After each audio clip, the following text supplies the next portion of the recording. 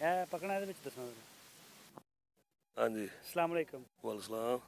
Sir, नस्ल केड़ी है? ये फ्रीजन है। प्योर फ्रीजन या क्रॉस है? नहीं प्योर फ्रीजन। एक नंबर बच्ची भी एक नंबर गां अच्छा, भी एक नंबर भी। ये बच्चे को हुई है या टीके दी? नहीं टीके दी वेख लो। अच्छा, टीके दी। हाँ जी। दुध कितना दे रही है एक टाइम का? दुध हुण 7 किलो दे रही है, तीसरा दिन सूई नूं। 7 किलो एक टाइम का, यानी कि 14 किलो दुध दे रही है। हाँ जी हाँ जी। ते दी डिमांड की है थोड़ी? डिमांड 1,40,000। 1,40,000? हाँ 1,40,000 लग्या गा कोई? बस लगते वधे कोई थोड़ा घना। अच्छा, अजे बनया कम बनया नहीं? नहीं अजे नहीं बने। चलो ठीक है, मसरूफ हो तुसीं कर लो काम अपना। देख सकते हो दोस्तों, फ्रीजन प्योर फ्रीजन दस रहे हैं सर। ये सूबे किन्ने है? दूजे। अच्छा, दूसरा सूबे है और 14 किलो दुध है ਇਹਦਾ। ਤੇ ਤੁਹਾਡੇ ਕੋਲ ਹੋਰ ਵੀ ਹੈ ਮਾਲ ਇਹਦੇ ਨਾਲ ਦਾ? नहीं दूसरी बेच रही है, एक कोई रह गया। ਇਹ ਆਇਆ ਕਿਹੜੀ ਜਗ੍ਹਾ ਤੋਂ? अच्छा तू आया करा बरो सैम चौक। ਨੰਬਰ ਦੇਣਾ ਚਾਹੁੰਦੇ ਅਗਰ ਕੋਈ ਬੰਦਾ ਫੋਨ ਕਰੇ ਤੇ? किस तरह? ਅਗਰ ਕਿਸੇ ਨੂੰ ਚਾਹੀਦਾ ਹੋਵੇ ਮਾਲ ਸੋਇਆ ਹੋਵੇ ਤਾਂ ਗਾय ਵਗੈਰਾ। ਇਹ ਨੰਬਰ ਬੋਲਣਾ ਇਹਦੇ ਵਿੱਚ?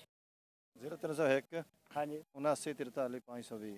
79 43 520। चलो ठीक हो गया सर, बड़ी मेहरबानी, शुक्रिया।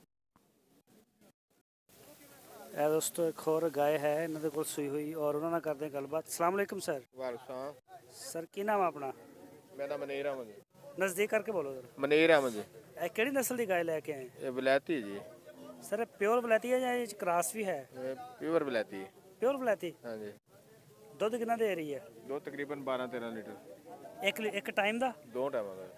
अच्छा, यानी कि 6-7 लीटर एक टाइम एक टाइम का। ये घर दी है या बाहरों खरीदी?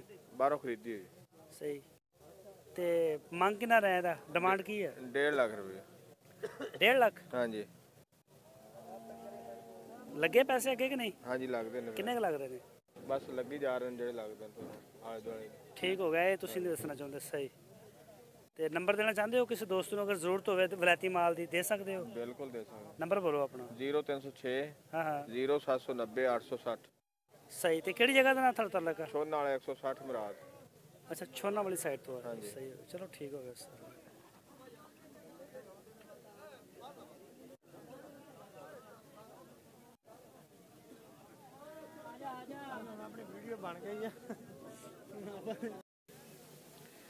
दोस्तों एक और है ने दोस्त लेके आए ने गाय, और ये देख सकते हो माशाल्लाह हवाना है, तो उन्होंने पूछते हैं इन्होंने बारे जरा। सर नस्ल केड़ी है? देसी। कदों की सूई हुई है? अच्छा, दूसरा दिन है। दुध कितना दे रही है?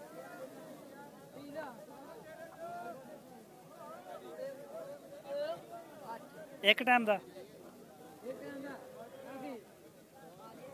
अच्छा, दो टाइम का 8 किलो।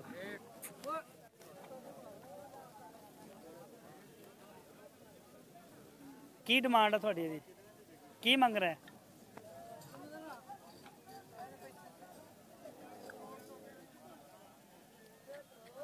कितने पैसे मांग रहे हैं? 25 मांग रहे हैं। अच्छा, 1,25,000 रुपये।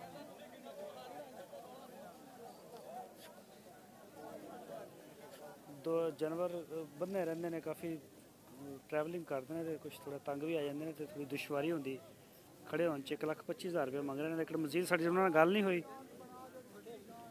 तो अगे चलते हैं, तो अगे चल के हो कोई देखते हैं।